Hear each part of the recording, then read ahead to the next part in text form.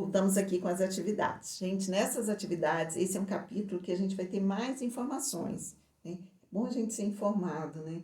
Então, a gente vai ler e conseguir várias, até algumas curiosidades que a gente pode ser despertada na gente aqui, ao fazer essas atividades. Então, vamos lá, na página 194. Aqui nós temos, na figura A, nós temos aqui o gafanhoto. O gafanhoto, ele é uma praga agrícola, né? Se ele cresce muito, ele precisa ser controlado.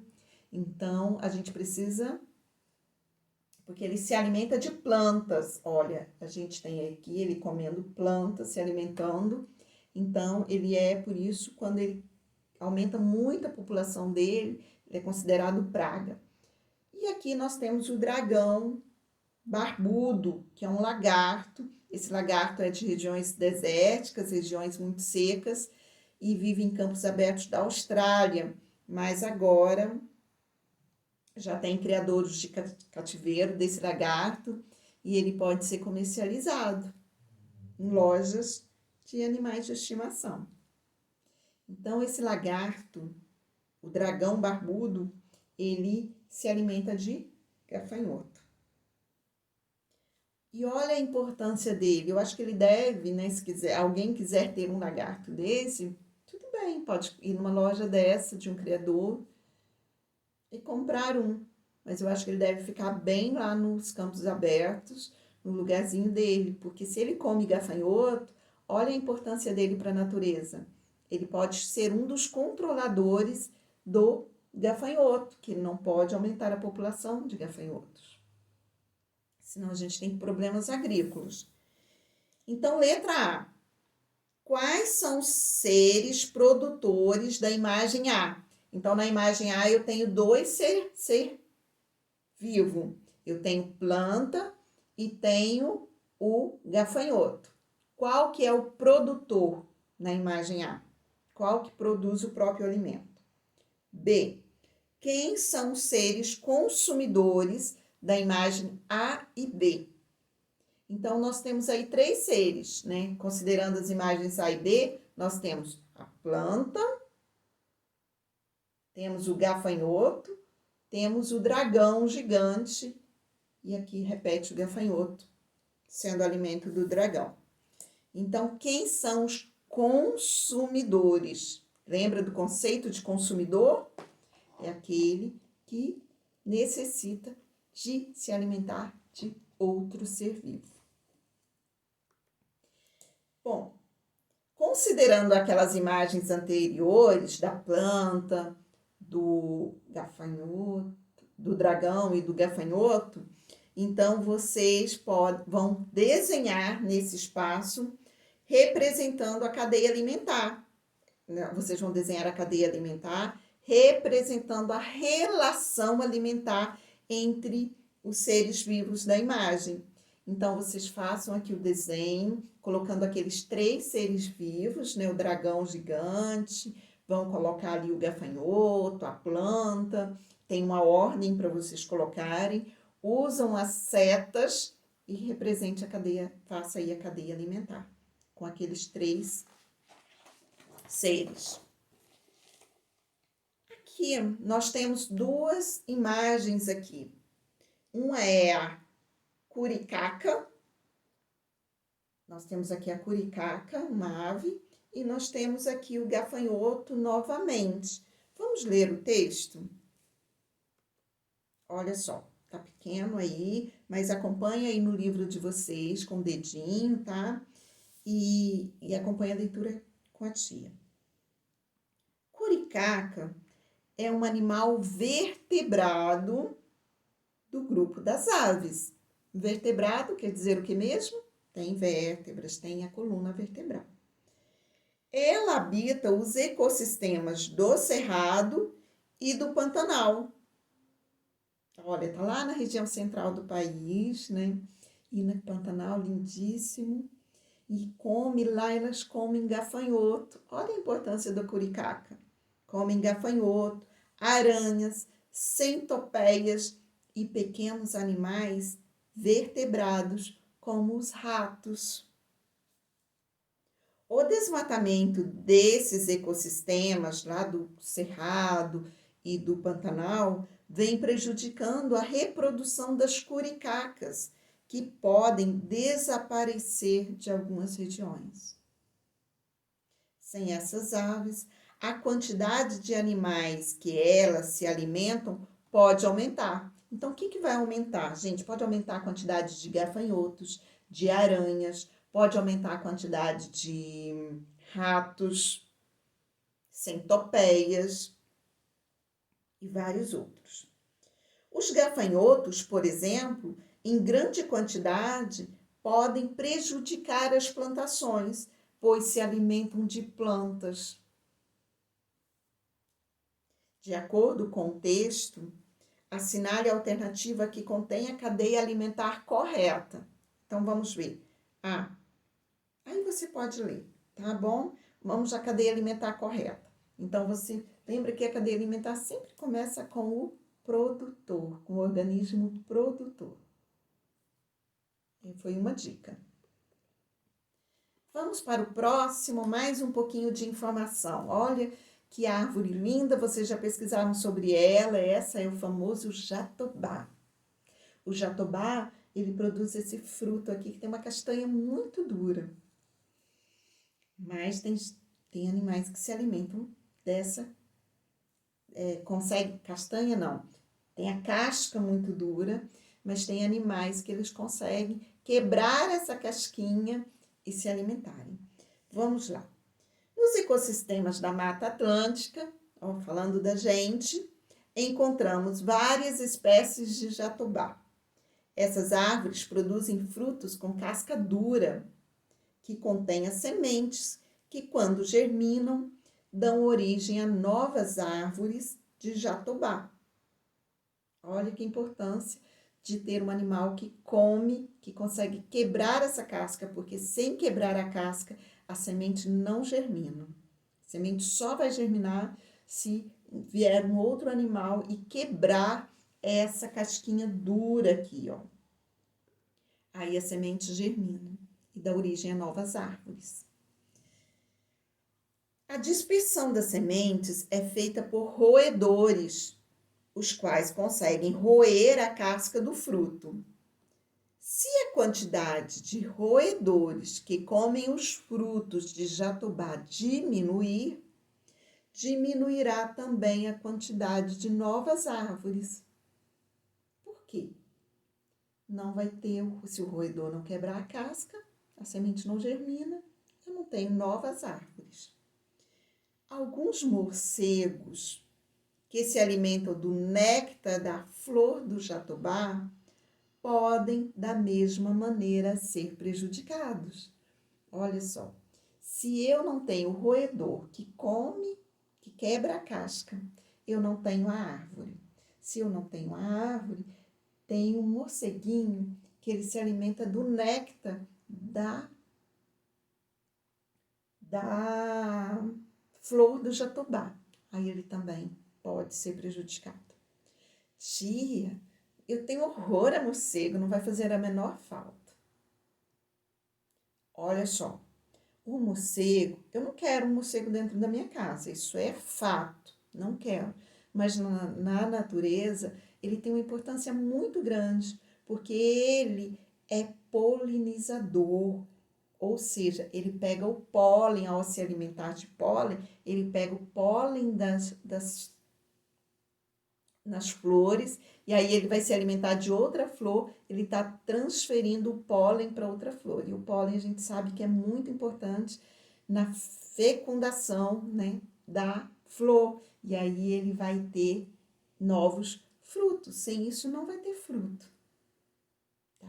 A semente, se ela não for polinizada, ela não tem fruto, não forma fruto. Um dia eu vou dar uma aula só disso para vocês, mas eu quero que seja presencial, porque eu quero fazer prática, eu quero mostrar tudo isso, a formação de um fruto na flor, lá para vocês. A gente vai cortar, vai pegar a flor, vai ver tudo direitinho. Vocês não vão esquecer mais. Então, vamos lá. Com a ajuda dos colegas e professor, por que os morcegos que se alimentam do néctar da flor do jatobá podem ser prejudicados com a diminuição do número de roedores? Então, tudo isso que a tia falou. Por que eles podem ser prejudicados? Se ele se alimenta da flor do jatobá, o que ele tem a ver com o roedor? Então, você vai começar pensando no serviço do roedor. O que o roedor faz de importante para manter o jatobá, para então ter a flor para o morcego se alimentar? Vamos para o próximo? O próximo nós vamos falar de uma formiga e de um bichinho muito que vocês já viram. Já falei muito sobre ele. Então, vamos lá de novo no texto. Tá? Segue. Aqui não vamos ver, acompanha no livro. Eu faço esse slide porque para a aula da plataforma também, né? Então, na plataforma a gente consegue enxergar. Aqui, vocês acompanham no livro. As saúvas, o que são as saúvas? São as famosas formigas cortadeiras. Você já observou um monte de formiguinha andando em fila, que elas são organizadas, andam em filinhas, e aí eles carregando uma folha. Então, você acha que ela se alimenta de folha? Não se alimenta daquela folha que ela carrega. Ah, então para quê que ela carrega aquela folha se ela não vai comer a folha? Garanto que tem alguns que não estão acreditando, mas é verdade, ela não se alimenta da folha. Vamos ler o texto para descobrir? As saúvas, também conhecidas como formigas cortadeiras, são animais invertebrados do grupo dos insetos. Formiga é inseto. Elas são encontradas em áreas de florestas, de onde retiram grande quantidade de folhas. As formigas cortadeiras levam essas folhas para o formigueiro e as utilizam para o cultivo de fungo. Viu? Ela precisa da folha para ela produzir e cultivar, né, os fungos. E esse fungo é importante para ela. Os fungos que crescem misturados às folhas servem de alimento para as saúvas. Então, ela se alimenta do fungo e não das folhas. As folhas servem apenas para que o fungo possa se desenvolver. O desmatamento dos ecossistemas de florestas está causando um desequilíbrio na cadeia alimentar da qual as saúvas fazem parte. Se eu mexo em algum ser vivo, eu desequilibro a cadeia alimentar da qual aquele ser vivo faz parte. As árvores nativas estão sendo substituídas por eucalipto.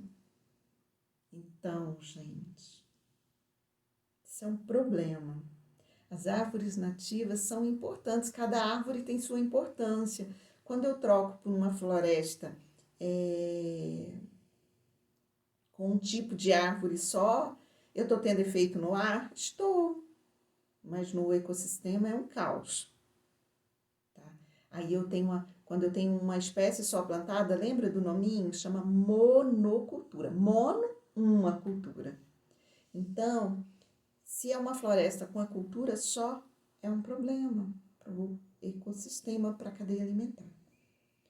O problema é que os consumidores que se alimentam das saúvas não se adaptaram à nova floresta de eucalipto.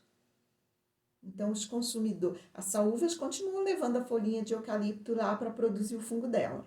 Então, ela se alimenta, ela cresce, a população dela continua crescendo.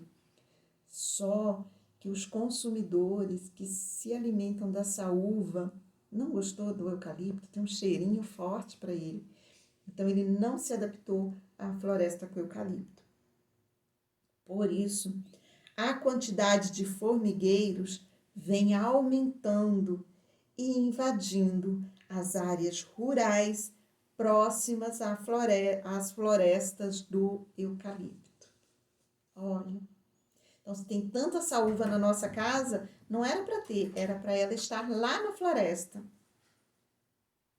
E tem porque as florestas estão deixando de existir ou sendo substituídas por monocultivo de eucalipto. Agora você vai lá no encarte 1, descubra alguns animais consumidores que se alimentam das saúvas e ajudam a controlar o tamanho das populações das formigas. Recorte o encarte 1, as imagens dos animais e colhe-as no quadro. Aí tenta identificá-los, o nominho deles, tá? Gente, vou falar para vocês sobre o nome deles, porque a gente não vai ter o retorno dessa aula. Vamos lá. Lá vocês vão encontrar um tatu-bola. Tatu-bola é aquele que ele não cava buraco, mas ele se esconde nas tocas. Então, tatu-bola, quando ele se vê ameaçado, ele vira bolinha. Lembra? Já falei dele, é o mascote da Copa. E ele vive lá na caatinga, no ecossistema da caatinga. Vocês vão encontrar o nosso famoso Papa-formigas. Lembra do texto Papa-formigas? Que é o tamanduá. O tamanduá-bandeira, ele se alimenta de formiga. O tatu-bola também se alimenta de formiga, tá? O tamanduá-bandeira, ele vive principalmente nas regiões do Cerrado e ele é um grande consumidor de formiga. E o besouro, um besouro lindinho que vocês vão encontrar lá, que esse besouro, as saúvas, quando elas fazem o voo para se reproduzir, então elas, logo depois, elas perdem as asas. Quando elas perdem as asas, elas são presas fáceis para o besouro. Então, o besouro ele se alimenta dessas saúvas também, tá bom? Terminamos aqui. Um beijo muito grande. E olha só, faça como o tamanduá-bandeira. Vai lá e faça um lanche, descanse, brinque agora à tarde, tá? Brinque, se possível, ao ar livre.